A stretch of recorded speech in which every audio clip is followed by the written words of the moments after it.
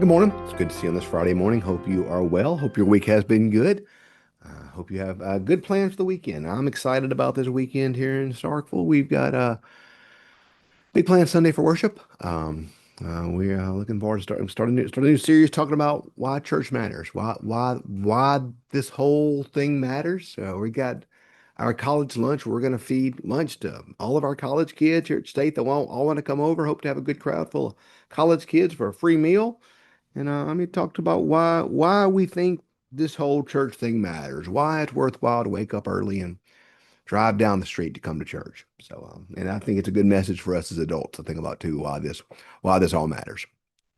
But today we're gonna do Psalm 140, and then starting Monday we're gonna begin Daniel. So that'll be fun and interesting. But we are looking at another what's called the one of the imprecatory psalms, psalms of vengeance and judgment, and psalms that are difficult, that are hard for us to understand and hard for us to sometimes wrap our minds around.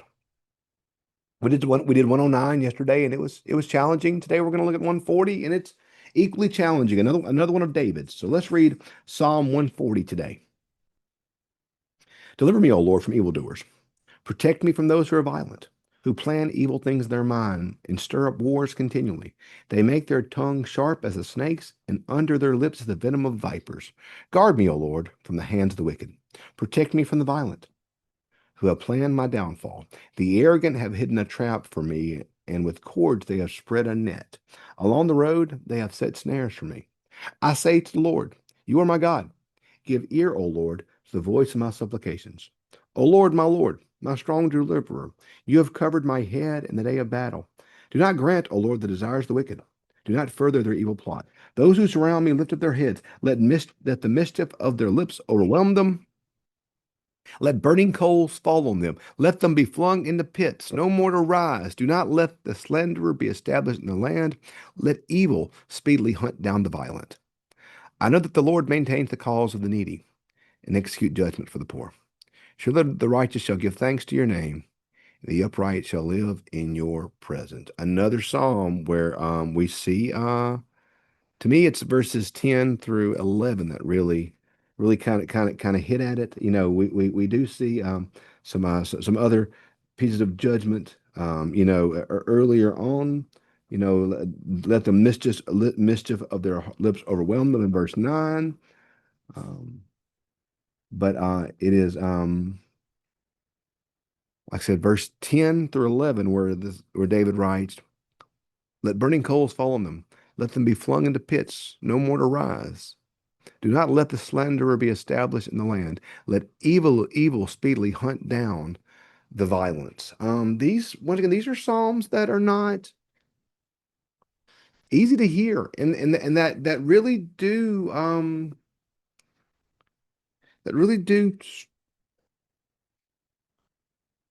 It's hard to reconcile with Jesus in some ways. That's just the thing I think that's why these psalms are so difficult at times, because it seems hard to reconcile with Jesus' words of loving your enemy. Um, this is somebody who's angry and hurt and mad and not loving their enemy and calling for judgment. Let evil speedily hunt down the violent. That's not the Good Samaritan language right there. That's hard language. And I think, as we said yesterday, I think in some ways that this shows the very real language and ways that we can sometimes feel when things are hard and painful and challenging for us. And there are times that we feel that way. And I think that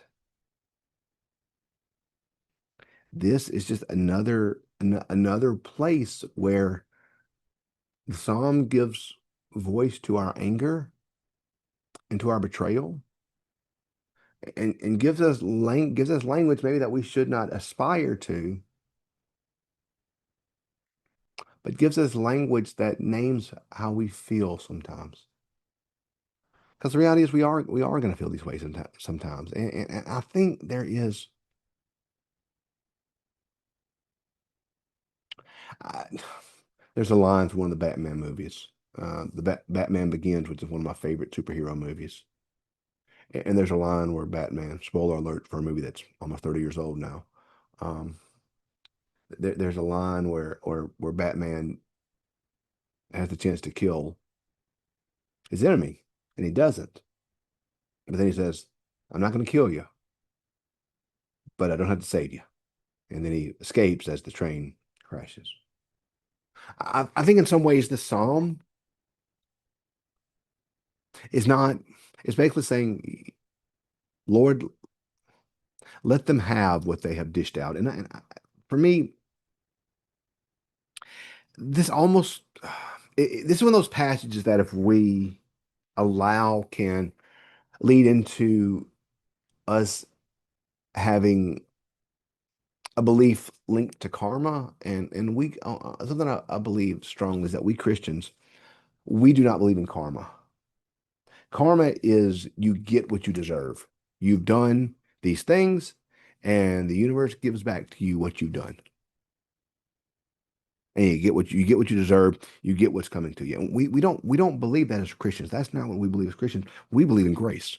We don't believe in a God who's out to get us, but we believe in a God who is always for us and always loving us and caring for us and encouraging us and restoring us and saving us. We don't believe in karma.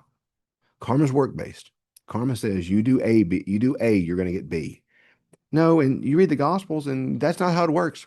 People get grace who don't deserve it. The thief on the cross didn't do anything to deserve grace. The parable of the workers, where the Lord paid the people the same wages, whether they started working at 8 in the morning or 4 at night, because He was able to be graceful with all.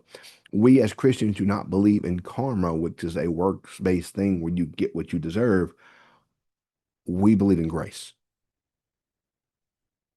But I do think sometimes we do reap what we sow. That's how I also see this. Let them, you know, let those, let the mischief of their lips overwhelm them. Let them be flung into their pits. Let the evil hunt them down. I don't think God is out to get us in these ways, but I do think that we make choices and our choices have consequences. I saw I saw a little internet picture one day. Uh, there's like a gas station sign, and it said, it said everything happens for a reason. Sometimes the reason is we're dumb and we make bad decisions. So if I am living my life by the sword, I will die by the sword. If I am living my life with slander, then I will be slandered. If I'm living my life by gossip, then I will be gossiped about. If I'm living my life by hatred, then I will be hated. If I live my life by vengeance, then I will have vengeance upon me. And David's here saying these people have done all these things to destroy me. They've done all these things to hurt me. They've done all these things they have planned my downfall. They've hidden a trap. They have spread a net. They set snares for me. They have done these things to destroy me. And so, Lord, let them let them get what they've done. And if we live lives of vengeance, if we live lives of hatred, if we live lives of unrighteousness, if we live lives of hard-heartedness, then I don't believe it's karma where we're getting what we deserve or God's giving it back to us. But I do believe that our choices and the attitudes we cultivate, the relationships we cultivate, the people we cultivate, the way we live our life, I do think it definitely comes back and into our life. So I think that's what, in some ways, that's one way to look at this is that this once again is giving language to that, giving voice to anger that we all feel at times. But I do think this is David saying they have lived their life, a life of vengeance and a life of harm and a life of pain. So yeah, yeah, give back to them what they have done. So I don't think this is karma. We don't believe in karma. We believe in grace. Don't be wishing for karma as Christians because we don't want what we deserve. We want grace. And God does not give us what we deserve, but he gives us grace. So we're not asking for karma, but I do think we need to make sure that we're sowing goodness and mercy and peace in these things. And if we sow mercy and goodness and peace, we'll reap it. But if we sow vengeance and anger and hatred, then we also will reap that. So let's be careful with what we sow. Let's be careful with what we reap. So, hey, thanks for being with us today. I hope you learned a little something from these Psalms. We'll pick up Monday with Daniel. Have a great day.